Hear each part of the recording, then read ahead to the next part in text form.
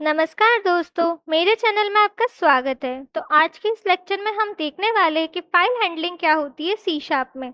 तो चलिए सबसे पहले हम देखते हैं कि फाइल हैंडलिंग की बेसिक डेफिनेशन क्या है। File handling in C sharp means creating, reading, writing and managing files on your computer using code. मतलब कि हम कोड की हेल्प से कैसे जो हमारे कंप्यूटर में फाइल्स है उन्हें बना सके, उनके अंदर का डेटा रीड कर सके, उनके अंदर कुछ लिख सके।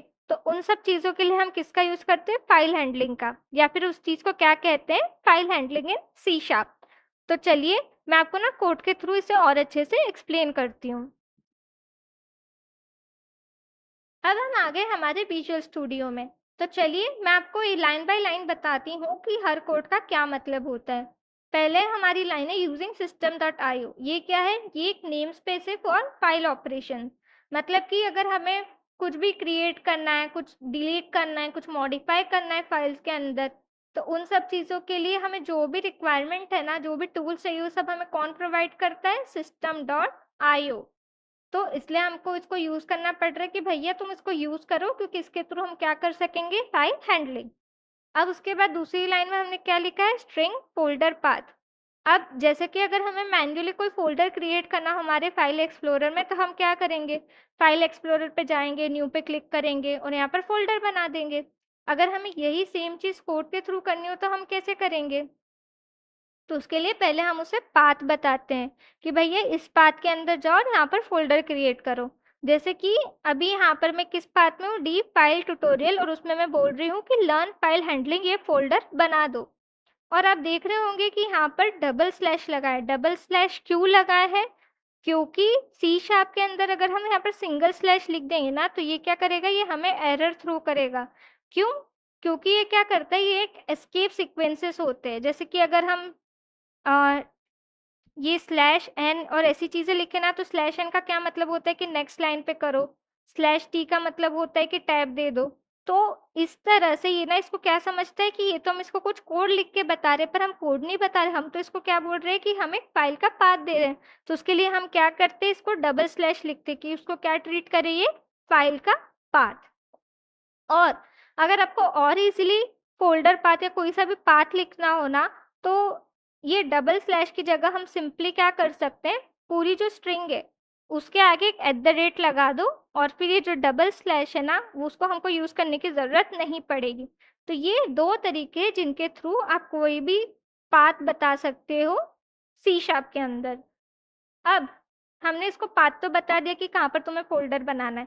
अब मैं ना आपको रियल में बताती हूँ, मेरी फाइल एक्सप्लोरर के अंदर ये जो फाइल ट्यूटोरियल पाथ है ना, इसके अंदर अभी करंटली कुछ भी फ़ोल्डर नहीं है। अब मैंने तीसरी लाइन में क्या करा है? Directory dot create directory folder path. तो ये लाइन क्या कर रही है? बोल रही है कि भैया अब ये जो पाथ मैंने दिया है ना, इसके अंदर ये फ़ोल्डर बना दो, लर्न फाइल हैंडलिंग। तो ये क्या करेगा? ये जो हमारा फ़ोल्डर है ना, फाइल ट्यूटोरियल, इसके अंदर एक फ़ोल्डर बना देगा, लर्न फाइल हैंडलिंग। तो चलिए मैं इसे आपको रन करके बताती हूँ।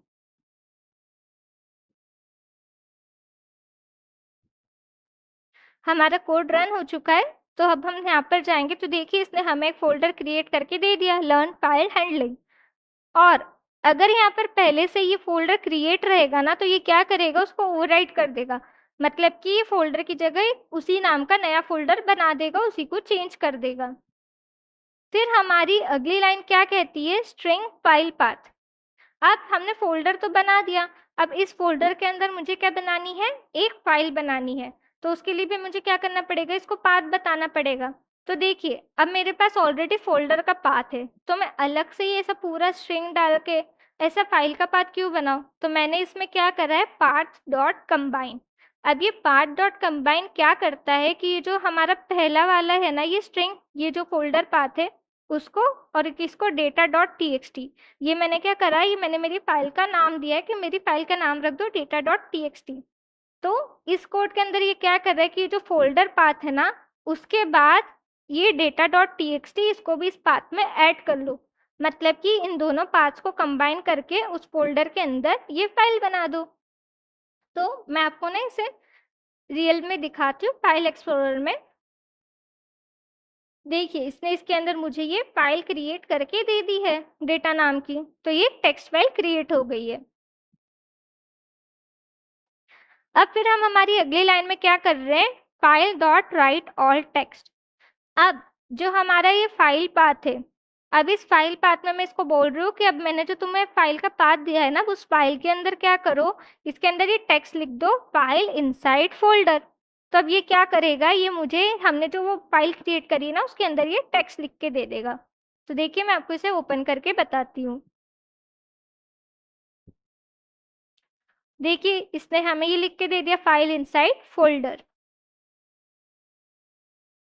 तो इस कोड के थ्रू हमने क्या क्या देखा कि हम फोल्डर कैसे बनाते हैं, फाइल पाथ कैसे बनाते हैं, फिर उसके अंदर कुछ लिखते कैसे हैं। अब मुझे इसके बाद कुछ और भी लिखना है इसके अंदर, तो फिर मैं वो कैसे लिखूंगी, तो उसके लिए हम किस चीज का यूज करते हैं, अपेंड का।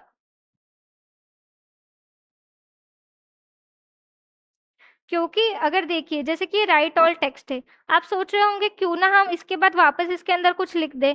अगर हम ऐसा करेंगे ना, तो हमने जो पुराना ये चीज लिखी है ना, ये ओवरराइट हो जाएगी। ओवरराइट का मतलब क्या है कि ये हट जाएगा और कुछ नया कंटेंट उसमें लिख जाएगा, ऐसा।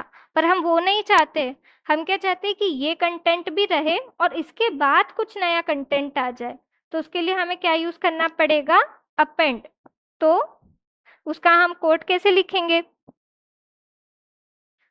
फाइल डॉट,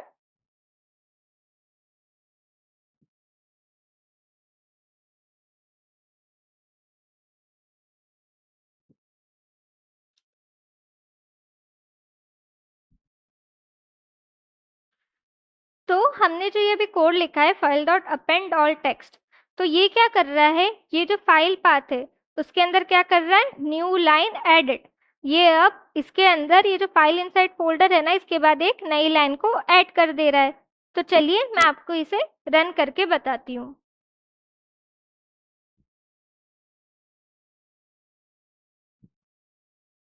हमने इसे रन कर दिया है। अब हम इसे चेक करते कि ये आया है कि नहीं। देखिए इसने यहाँ पर फाइल इनसाइड फोल्डर के बाद क्या कर दिया है, न्यू लाइन एडिट, ये प्रिंट कर दिया इधर। अब आप देखिए मुझे बार बार इसको नोटपैड में खोल के देखना पड़ रहा है कि हमारी फाइल में क्या है। अगर मैं चाहूँ कि मैं इस डेटा को कंसोल पे रीड कर सकूँ, मैं इस डेटा को रीड करना चाहती हूँ कि हमारी जो फाइल है उसके अंदर क्या कंटेंट है बिना फाइल पे जाए, तो उसके लिए हम क्या यूज करते हैं, रीड का।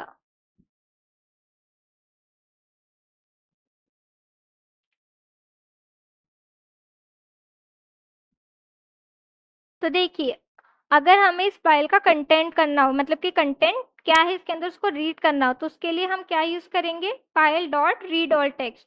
तो ये जो भी हमारा फाइल का पाथ हम इसको देंगे, उस फाइल के अंदर जो भी टेक्स्ट होगा ना, इसको रीड करके हमें कहाँ पर प्रिंट करके दे देगा, कंसोल पे। तो चलिए मैं इसे रन करके आपको बताती हूँ। देखिए अब इसने हमें ये सीधे यही कंसोल में प्रिंट करके दे दिया कि हमारी फाइल के अंदर क्या लिखा है। हमें वहाँ फाइल पर जाके चेक करने की ज़रूरत नहीं पड़ी। अब जो हमारा अगला कॉन्सेप्ट हम डिस्कस करने वाले हैं वो क्या है, स्ट्रीम राइटर। अब आप देखिए अगर हमें कुछ भी लिखना हो, अगर हम अपेंड ऑल टेक्स्ट, हमें कुछ नई चीज़ लिखनी हो, तो फिर उसके लिए हमें बार बार अपेंड ऑल टेक्स्ट लिखना पड़ेगा और बार बार न्यू लाइन टू एडेड, जो भी हम कंटेंट लिखना चाहते हैं ये बार बार हमें लिखना पड़ेगा। अब आप सोचिए आपको एक साथ 10-12 चीज़ें लिखनी हो, तो आपको कितनी बार ये चीज़ लिखनी पड़ेगी ना, अपेंड ऑल टेक्स्ट। तो उससे बेटर क्या रहता है, स्ट्रीम राइटर। अगर हमें मल्टीपल लाइंस एक साथ लिखनी है तो उसके लिए हम किसका यूज करते हैं, स्ट्रीम राइटर का। तो देखिए मैंने क्या लिखा है, stream writer is equals to stream writer file path. अब मैं इसके अंदर बता रही हूँ कि जो भी हमारी फाइल का पाथ है उसके अंदर क्या करो, ये लाइन 1 और लाइन 2 लिख दो। तो अब मैं जब इसे रन करूंगी ना, तो फिर ये हमारी जो फाइल है ना उसके अंदर क्या लिख देगा, लाइन 1 लाइन 2।